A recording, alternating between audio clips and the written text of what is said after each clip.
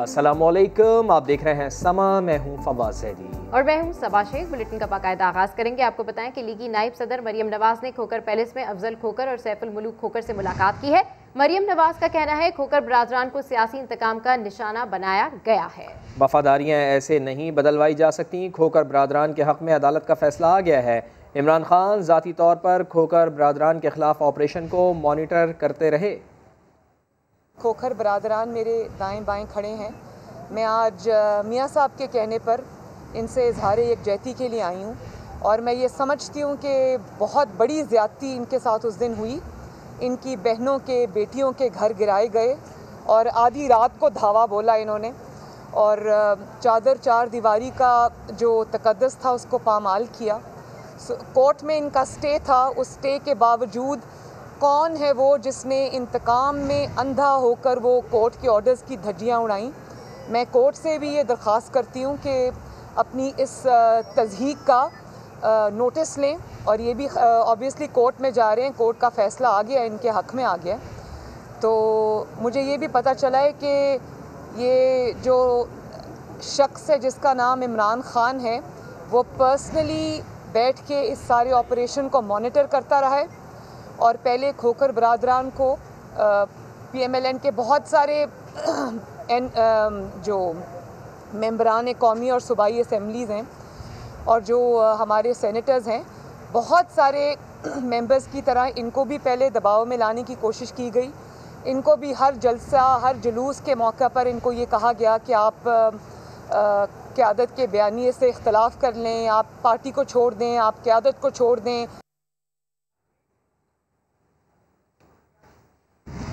और इस वक्त भी मरियम नवाज की प्रेस टॉक जारी है।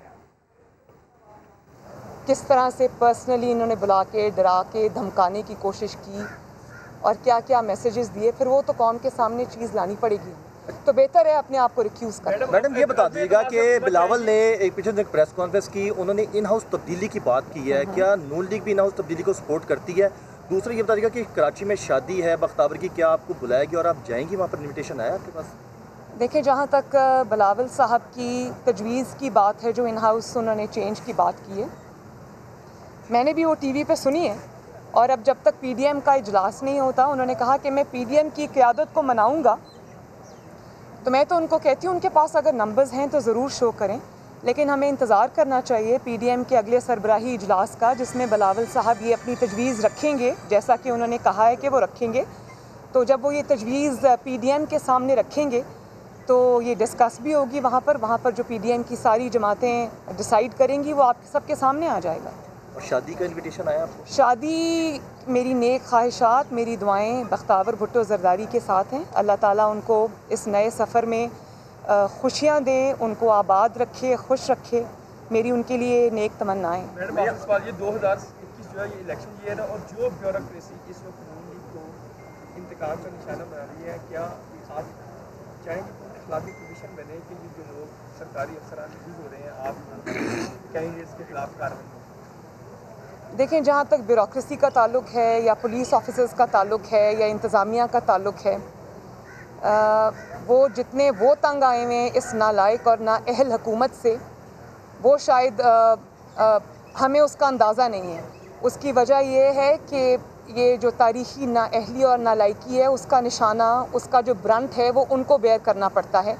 और जो पसंद नापसंद की बुनियाद पर यहाँ पर आजकल शहबाज शरीफ साहब जब हुआ करते थे तो मेरिट हुआ करता था, पुलिस ऑफिसर्स की, इंतज़ामिया की जो अपॉइंटमेंट्स हैं वो मेरिट पे हुआ करती थी। लेकिन अब ये होता है कि जहाँ पर ज़रूरत होती है, जैसे जब खोखर बरादरान के ऊपर अटैक करना था, तो ये फिर ये देखा जाता है कि कौन सा जो पुलिस ऑफिसर है या कौन सा जो ओहदेदार है वो बेहतर तरीके से इस्तेमाल हो सकता है। तो वो ये समझते हैं, ब्यूरोक्रेसी भी ये समझती है, पुलिस ऑफिसर्स भी ये समझते हैं कि इंतकाम के लिए वो इस्तेमाल हो रहे हैं और ये ब्रंट जो है वो उनको बेयर करना पड़ेगा। ऑब्वियसली लोग चेहरे देख लेते हैं, पहचान लेते हैं, मार्क कर लेते हैं। तो इस हुकूमत की जो ज़्यादतियाँ हैं, जो इंतकाम है, उसका जो ऑब्वियसली उसका जो ज़िम्मेदार है इनको ठहराया जाएगा। तो ये इनको भी ज़रा सोच समझ के गवर्नमेंट के अहकामात को मानना चाहिए, क्योंकि ये इल्ज़ाम सारा इनके ऊपर भी आएगा। लेकिन वो खुद भी बहुत तंग है, मैं ये जानती हूँ।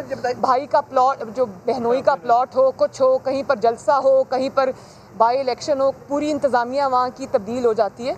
तो ये जो अपॉइंटमेंट्स होती है ना प्रोफेशनल ऑफिसर्स की, वो इन बुनियादों पर जब की जाएंगी तो ऑब्वियसली उनका करियर अफेक्ट होता है। और सबसे ज़्यादा आई थिंक अफेक्टेड जो है वो पंजाब की ब्यूरोक्रेसी है। अच्छा, पीडीएम के जो आने वाला इजलास, मेरी हमदर्दियाँ ब्यूरोक्रेसी के साथ है। 4 फरवरी को जो पीडीएम का इजलास हो रहा है उसमें कितने नुकात डिस्कस किए जाए, क्योंकि सारा प्रोसेस हो गया, इस्तीफे और लॉन्ग मार्च रह गए, और तनकीद भी की जा रही है कि शायद इस पे इत्तेफाक और कंसेंसस नहीं हो पा रहा। किस चीज़ के ऊपर? इस्तीफों पे और लॉन्ग मार्च पे। इस पे क्या लॉन्ग मार्च पे तो कंसेंसस है, इस्तीफ़ों के ऊपर की टाइमिंग के ऊपर, और ऑब्वियसली अब पीपल्स पार्टी ने एक बात की है, इन हाउस जो चेंज है उसकी उन्होंने एक बात की है, तो पहले उसको डिस्कस करेंगे। ऑब्वियसली लॉन्ग मार्च भी डिस्कस होगा, इस्तीफ़े भी डिस्कस होंगे, उसका टाइमिंग भी डिस्कस होगा, और साथ बिलावल भुट्टो जरदारी साहब की तजवीज़ भी डिस्कस होगी। मैडम, आपसे बस ये सवाल कि आप हुकूमत को 5 साल पूरे करने देंगे या ये 2021 जो है ये इलेक्शन ईयर है? हम अगर हुकूमत को 5 साल पूरे करने दें भी तो ये हुकूमत अपनी हरकतों से 5 साल पूरे नहीं कर सकती। जो रोज़ आप महंगाई का तूफ़ान देख रहे हैं, जिस तरह से लोग क्रिपल होके रह गए हैं, जिस तरह से रोज़ पेट्रोल, डीज़ल, गैस महंगी हो रही है और उसकी शॉर्टेज हो रही है, और जिस तरह से रोज़मर्रा के इस्तेमाल करने की जो चीज़ें हैं उन आवाम की क़ुव्वत ख़रीद ख़त्म होकर रह गई है, और जिस तरह से गवर्नेंस का हाल है, जिस तरह से पाकिस्तान की पूरी दुनिया में रुसवाई हो रही है इस नालायकी और नाअहली से, तो ये हुकूमत खुद ही अपने ख़ात्मे के लिए काफ़ी है। अगर हम इसको 5 साल देना भी चाहें तो ये अपने आप को 5 साल देने को तैयार नहीं है। मैडम, पंजाब में तब्दीली के हवाले से आपके पास काफ़ी नंबर ऑफ गेम्स हैं पंजाब असम्बली के अंदर, तो उसमें नवाज शरीफ के खिलाफ साजिश में शामिल लोगों को नवाजा जा रहा है। लॉन्ग मार्च पर तमाम जमातें मुत्तफिक हैं। इस्तीफ़ों पर पाकिस्तान पीपल्स पार्टी ने बात की है। मरियम नवाज की जानिब से ये कहा गया।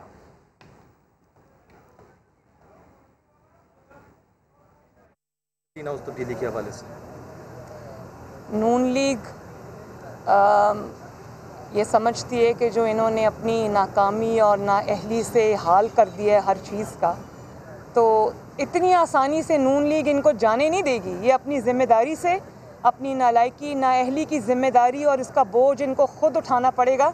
नून लीग इनको बिल्कुल राह फरार नहीं देगी, शहीद बनने का मौका नहीं देगी, ताकि कल को ये बाहर आके ये ना कह सकें कि हमने तो बड़ा काम करना था जी पंजाब में, तो अचानक हमारी हुकूमत गिरा दी गई और हमारे ख़िलाफ़ साजिश हो गई और हम ये कर नहीं सके। इनको इनका जो स्याह कारकर्दगी उसका बोझ भी इन्हीं को उठा के अवाम में जाना पड़ेगा। नून लीग इनको राह फरार इख्तियार नहीं करने देगी। ये तो नया बयानिया आ गया, जो पीडीएम का बयानिया था, जो लॉन्ग मार्च इस्तीफे आप कह रहे हैं। नहीं, मैं इन हाउस चेंज की बात करूँ, मैं इन हाउस चेंज की बात कर रही हूँ। पंजाब में जब इन्होंने बात की, आपको बताएं कि मरियम नवाज इस वक्त लाहौर में मीडिया से गुफ्तगू कर रही हैं, जिसमें उनका कहना है कि नून लीग बिल्कुल भी राह फरार नहीं देगी, इनकी जो सियाह कारकर्दगी है उसका बोझ ही खुद उठाएंगे।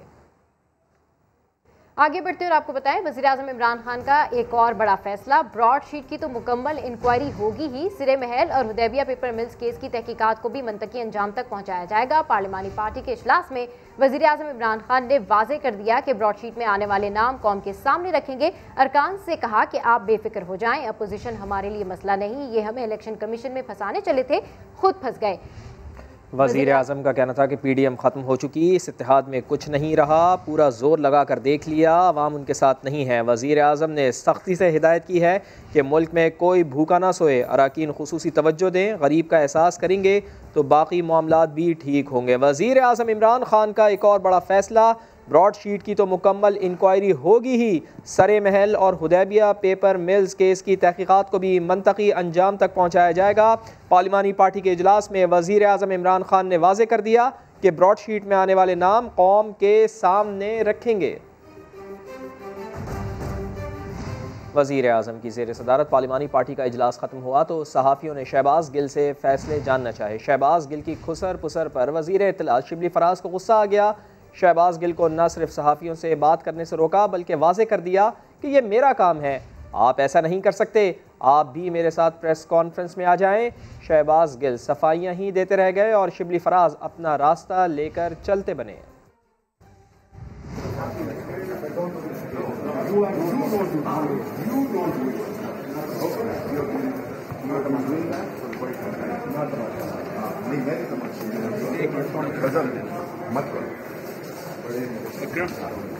अकरम आगे क्या हो गया यार आपको, क्या हो गया? एहसन इकबाल के गिर्द नैब का घेरा तंग होने लगा। नारोवाल स्पोर्ट्स सिटी केस में शरीक मुल्जिम वादा माफ गवाह बनने पर तैयार हो गए। मंसूबे को पीएसडीपी में शामिल करने वाले आसिफ शेख ने दरखास्त दे दी। इस हवाले से रिपोर्ट कर रहे हैं सोहेल रशीद।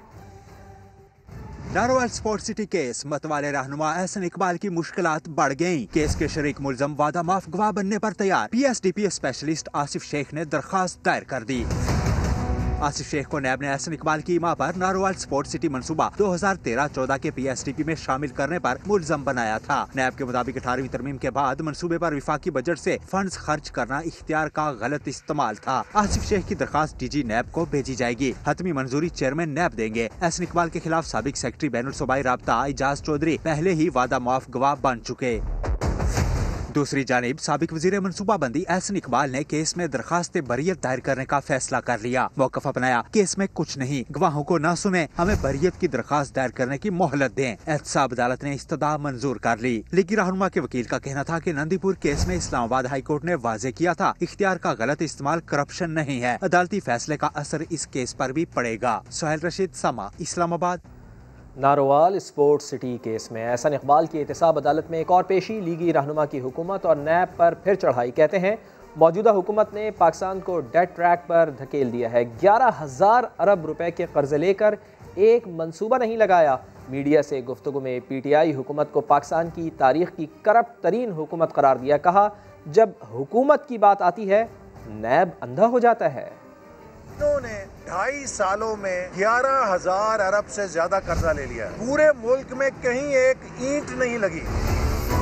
ये सारे का सारा कर्जा खसारा पूरा करने के लिए लगाया गया है और ये कर्जा पाकिस्तान को गिरवी रख रहा है। इमरान खान साहब अपने 300 कनाल का महल क्यों नहीं गिरवी रखते? इस वक्त पाकिस्तान की तारीख की सबसे करप्ट हुकूमत है जो दयानतदारी का लेबल लगा के दोनों हाथों से मुल्क लूट रही है। हर वजीर कलमा दयानतदारी का पढ़ रहा है और दोनों हाथों से लूट रहा है। लेकिन नैब जहां पीटीआई का बात आती है वहां अंधा है। नैब सिर्फ एक आंख से देख सकता है। चेयरमैन ये फरमाते हैं कि नैब सियासत से बालातर है, तो मुझे वो एक टीवी के प्रोग्राम का डायलॉग याद आ जाता है, अजब कह रहे हो भाई। हुकूमत गिराने के लिए निकलने वाले मौलाना फजलुर रहमान को क्या आसिफ अली जरदारी का साथ नहीं? मौलाना को बख्तावर की शादी में भी नहीं बुलाया गया। इधर बख्तावर के हाथों में सज रहे हैं मेहंदी के रंग, उधर पीडीएम में फीके पड़ रहे हैं सियासत के रंग। जी हाँ, आसिफ जरदारी ने अपने खुशी के लम्हात में अपनों को बुलाया मगर मौलाना फजलुर रहमान को कार्ड ना भिजवाया। दुख होता है, ऐसा क्यों होता है? कुछ हमसे भी सीख लो। इस्लामाबाद में सहाफियों ने पूछा, मौलाना साहब सुना है बड़ी बड़ी शख्सियात को दावतनामे भेजे गए। मौलाना बोले, मुझे तो अभी तक दावतनामा नहीं मिला। कुछ हमसे भी सीख लो। क्या वाकई जरदारी मौलाना को सियासत सिखाकर अब अपनों में अपनी बेटी की खुशियां मना रहे हैं। फजलुर रहमान और दीगर को बख्तावर भुट्टो की शादी की दावत ना मिलने का मामला। बिलावल भुट्टो का कहना है कि बहुत सारे मौजूद मेहमानों को दावत नहीं दे सके। बख्तावर भुट्टो की शादी की तकरीबात इस्लामाबाद, लाहौर और लाड़काना में अलग की जाएंगी। मजीद जानते हैं संजय साधवानी से। जी संजय, बहुत से लोगों को अभी तक इन्विटेशन कार्ड्स नहीं पहुंचे हैं, तो क्या कहना है इस पर बिलावल भुट्टो का? जी बिल्कुल, मौलाना फजलुर रहमान की कल की शिकायत के बाद बिलावल भुट्टो जरदारी ने माफी मांग ली है और कहा है कि बहुत सारे मौजूद जो मेहमान हैं, दोस्त हैं, करीबी पीपल्स पार्टी के कारकुनान, उनको भी दावत नहीं दे सके हैं। लेकिन घबराए नहीं, इस्लामाबाद, लाहौर और लाड़काना में बख्तावर भुट्टो जरदारी की शादी की अलग अलग तकरीबात होंगी। उन तकरीबात में इन मेहमानों को मदऊ किया जाएगा। कोरोना SOPs के बाद मरकजी तकरीब को इंतहाई महदूद किया गया है, जिसकी वजह से बहुत सारे दोस्त मेहमानों को दावत ना दे सके हैं। बिलावल का कहना है कि हमें कोरोना वायरस की SOPs का ख्याल है, इसकी वजह से इस्लामाबाद, लाहौर और लाड़काना के जो मौजूद मेहमान हैं और जो करीबी दोस्त हैं, उनको अलग अलग दावत दी जाएगी। बख्तावर की शादी की जो दावत है वो इस्लामाबाद, लाहौर और लाड़काना में अलग से रखी जाएगी। जो मेहमान मौजूद रह गए हैं उन्हें उस दावत में मदऊ किया जाएगा और मौलाना का शिकवा भी हो सकता है दूर हो जाए। ठीक है, हो सकता है इस हवाले से मौलाना का शिकवा भी दूर हो जाए। संजय, अपडेट करें, आपका शुक्रिया।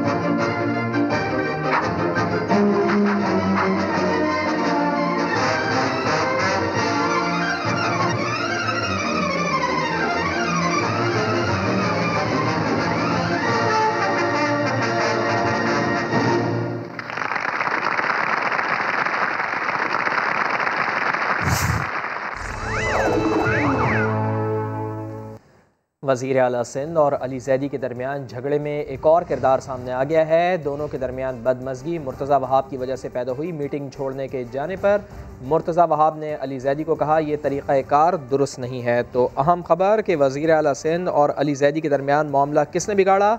बदमज़गी तर्जुमान सिंध हुकूमत मुर्तज़ा वहाब की वजह से पैदा हुई। मुर्तज़ा वहाब ने मीटिंग छोड़ने पर अली ज़ैदी को कहा यह तरीक़ाकार ठीक नहीं। मुर्तज़ा वहाब के जुमले पर अली ज़ैदी गुस्से में आ गए। अली ज़ैदी ने पलट कर मुर्तज़ा वहाब को सख्त जुमले कहे और मुर्तज़ा वहाब नहीं वज़ीर आला सिंध को शिकायती ख़त लिखने का मशवरा भी दिया। समा के नुमाइंदा खुसूसी अब्बास शब्बीर हमारे साथ मौजूद हैं। अब्बास, इसका मतलब ये हुआ कि सारा का सारा जो मामला था वो मुर्तज़ा वहाब की वजह से बिगड़ा? देखें, एक और किरदार सामने आया है जिसमें मुर्तज़ा वहाब का नाम आ रहा है कि वज़ीर आला सिंध और अली ज़ैदी के दरमियान जो मामला हुआ था उसमें पीपल्स पार्टी के तर्जुमान सिंध हुकूमत इस वजह बने थे बदमज़गी की। मीटिंग छोड़ने पर मुर्तज़ा वहाब ने अली ज़ैदी को कहा कि ये तरीक़ेकार ठीक नहीं है, जिस पर मुर्तज़ा वहाब के जुमले पर अली ज़ैदी अचानक गुस्से में आ गए और अली ज़ैदी ने पलट कर मुर्तज़ा वहाब पर सख्त जुमले और बदमज़गी हुई। इस हवाले से मुर्तज़ा वहाब ने वज़ीर आला सिंध को शिकायती खत लिखने का मशवरा दिया, जिसके बाद वज़ीर आला सिंध ने वज़ीर आज़म को अली ज़ैदी के हवाले से। बहुत शुक्रिया आपका। किसी विफाकी वजीर का काम नहीं कि सूबाई हुकूमत से सवाल करे। समा ने तर्जुमान सिंध हुकूमत मुर्तज़ा वहाब से अली ज़ैदी से मुतालिक सवाल किया तो बोले विफाकी वजीर का रवैया जारहाना था, जिस पर रद्द-ए-अमल आया। अली ज़ैदी को चाहिए कि आइन का मुताला करें। उन्होंने मजीद क्या कहा, ये सुनते हैं। मैं समझता हूँ, मैं तो बड़े पोलाइट तरीके से ये कहा कि अली साहब this is not the way, ये मेरे अल्फाज थे। और मैंने क्यों कहा ये? क्योंकि मैंने एक वफाकी वज़ीर को चीज़ें पटखते हुए, मैंने एक वफाकी वज़ीर को तल्ख कलामी करते हुए देखा। मैंने उस वफाकी वज़ीर को बिलिजरेंस और अग्रेशन यूज़ करते हुए देखा। उस मीटिंग में सिर्फ वो अकेले वफाकी वज़ीर नहीं थे, असद उमर साहब भी थे, अमीनुल हक साहब भी थे, नजीब हारून साहब भी थे। इनका ताल्लुक़ पाकिस्तान पीपल्स पार्टी से या सिंध हुकूमत से नहीं है। सेनेट इंतखाबात से पहले वज़ीर आला पंजाब उस्मान बुज़दार मुतहर्रिक हैं। लीगी MP मोहम्मद अरशद ने उस्मान बुज़दार से मुलाकात करके एतमाद का इजहार कर दिया। मोहसिन बिलाल की रिपोर्ट। एक एक करके नून लीगी अरकान असम्बली की वज़ीर आला से मुलाकातें। लीगी MP मोहम्मद अरशद का उस्मान बुज़दार पर एतमाद का इजहार। कहा जितनी इज्जत आप देते हैं माजी में इसका तस्वुर भी नहीं किया जा सकता। वज़ीर आला ने कहा कि अरकान असम्बली के लिए दरवाजे हर वक्त खुले हैं। PDM का एजेंडा अफरा तफरी फैलाने के सिवा कुछ नहीं। 3 रोज में नून लीग के 3 अरकान पंजाब असम्बली वज़ीर आला से मुलाकात करके उन पर एतमाद का इजहार कर चुके हैं। इससे पहले अजहर अब्बास चांडिया और निशात डाहा ने मुलाकात की थी। मुल्क के शिमाली इलाके शदीद सर्दी की लपेट में हैं। दरिया, झील और बहते आबशार सभी जम चुके हैं। दिल फरेब मनाजिर देखिए ग़ज़र से अब्दुल वाहिद की रिपोर्ट में। गिलगित बल्तिस्तान में ऐसी सर्दी कि बहता पानी जम जाए। दर्जा हरारत -10 से भी नीचे चला गया। दरियाओं में चलता पानी रुक गया। झील जैसे शीशे का फर्श बन गई हो, पहाड़ों से बहते आबशार जैसे बर्फ की लड़ियां हो, कहीं कहीं रिश्ता पानी जल तरंग सुना रहा है। आंखों को ठंडक और दिमाग को सुकून पहुंचाने वाले ये मनाजिर सबको अपनी जानिब बुला रहे हैं। लोग आते हैं, बहुत आते हैं, रश होता है टूरिज्म का, लेकिन हुकूमत का निज़ाम नहीं है यहाँ पर, इसलिए रश कम होता है। लोगों की मदद के लिए यहाँ हर जगह टूरिस्ट पुलिस मौजूद है। टूरिस्ट को यहाँ पर काफ़ी मसाइल होते हैं। हम कोशिश करते हैं कि यहाँ पे होटल इनको मियारी और अच्छी सहूलियत दे दे। कोई मौसम हो, जिला ग़िज़ा सयाहत के लिए पुरफ़िदा मुकाम है। यहाँ के लोग कहते हैं हुकूमत अगर विंटर टूरिज्म पर तवज्जो दे तो रोजगार के मौके बेहतर हो जाएं। ज़रिए मुल्क पाकिस्तान का दरामदी गंदम पर इन्हिसार बढ़ने लगा। 6 माह में 25 लाख टन गंदम दरामद की गई। हुकूमत ने नई फसल आने से पहले मजीद 3 लाख टन गंदम दरामद करने का मंसूबा बना रखा है। मजीद जानते हैं इस्लामाबाद में समा के नुमाइंदा शकील अहमद से। जी शकील अहमद, दरामदी गंदम पर अब इन्हिसार बढ़ने लगा है? जी हाँ, 106 अरब रुपए मालियत की गंदम 6 माह में इंपोर्ट की गई है, जुलाई तक दिसंबर 2020, और इस पर 66 करोड़ डॉलर से ज्यादा का ज़र मुबादला खर्च किया गया है। 25 लाख टन 6 माह में इंपोर्ट की जा चुकी है, जो कि एक रिकॉर्ड है, और अभी हुकूमत 3 लाख टन मजीद इंपोर्ट करना चाह रही है नई फसल आने से पहले। पिछले महीने यानी दिसंबर में 40 अरब 60 करोड़ की 9 लाख टन गंदम इंपोर्ट की गई थी। अगर रिकॉर्ड देखा जाए तो 2007-8 में आखिरी बार 17,93,000 टन गंदम इंपोर्ट की गई थी, जिस पर 53 अरब लागत आई थी उस वक्त की हुकूमत की जानिब से। लेकिन उससे पहले और बाद में इतनी बड़ी मिकदार में गंदम इंपोर्ट नहीं की गई। तो तब्दीली सरकार जो है वो अब काफी ज्यादा गंदम इंपोर्ट कर चुकी है मकामी जरूरत के। लेकिन हुकूमत का दावा यह है कि इस साल 2 करोड़ 70 लाख टन का जो पैदावारी हदफ है गंदम का, वो पूरा कर लिया जाएगा। ठीक है, पैदावारी हदफ पूरा कर लिया जाएगा। अपडेट कर रहे थे शकील अहमद, आपका शुक्रिया। शौक का कोई मोल नहीं। लाहौर के एक शौकीन शहरी ने अपने घर में 5000 से जायद खिलौना गाड़ियों का खजाना जमा कर रखा है। इस हवाले से रिपोर्ट कर रही हैं आयशा आता। 5000 से जायद गाड़ियां जमा करने वाले 45 साला आमिर इशफाक ने ये गाड़ियां 40 साल के अरसा के दौरान जमा की। आमिर इशफाक का कहना है कि इनकी कलेक्शन में दुनिया की हर कार का मॉडल मौजूद है। तादाद में इन क्वांटिटी अगर आप देखें तो 5000 प्लस है, जो कि पाकिस्तान में शायद इतना बड़ा और इतना पुराना रिकॉर्ड किसी के पास नहीं होगा। आमिर की 8 साला बेटी भी इनकी जमा की हुई गाड़ियों से खेलती है। आमिर के वालिद भी अपने बेटे के इस शौक को पूरा करने में इनका साथ देते रहे। जिद करता था कि मुझे गाड़ी लेके देनी है आपने, फिर मैं जाऊंगा आपके साथ। फिर उसको गाड़ी 1 या 2 लेके देता था, उसके साथ खुश हो जाता था। ये चमचमाती गाड़ियों के मॉडल्स देखने वालों को बचपन की याद दिलाते हैं। तस्कीने शौक के लिए आमिर इशफाक अपनी उम्र के 40 साल और अब तक लाखों रुपए इन खिलौना गाड़ियों पर खर्च कर चुके हैं। कैमरामैन साथ नवीद के साथ आयशा आता, समा, लाहौर।